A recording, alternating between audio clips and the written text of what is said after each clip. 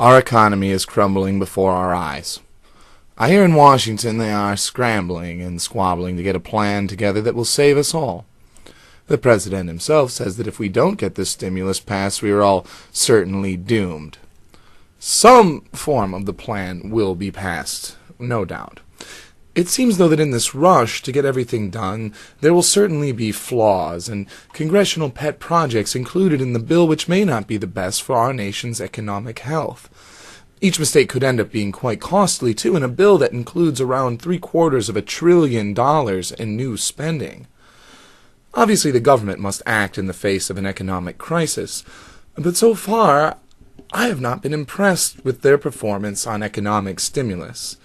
The $600 checks we received from our last president were a storm in a teacup.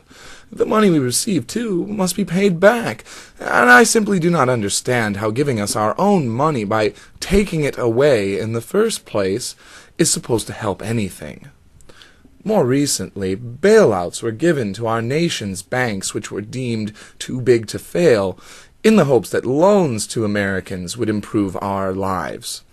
Not only were loans the source of our financial woes, but the money given to banks did not stimulate any loans. Rather, bank CEOs pocketed our American tax dollars. Obama says he isn't going to let this continue, limiting CEOs to just a $500,000 a year salary if they are to receive federal funds. I still find it hard to believe that these guys aren't going to find loopholes all over these hastily constructed pieces of legislation and continue as they have forever. Call me a pessimist, but I see a great depression in our future, and my advice to all is simple. Never turn down a paying job even if the work is hard and the pay is low. Learn how to hop onto moving trains, as it may be a good way to get around to a town where there is more work. And if you really want to commit to the life of the romanticized, iconic 1930s traveling hobo, which may be in a lot of our futures, learn to play the harmonica or the banjo.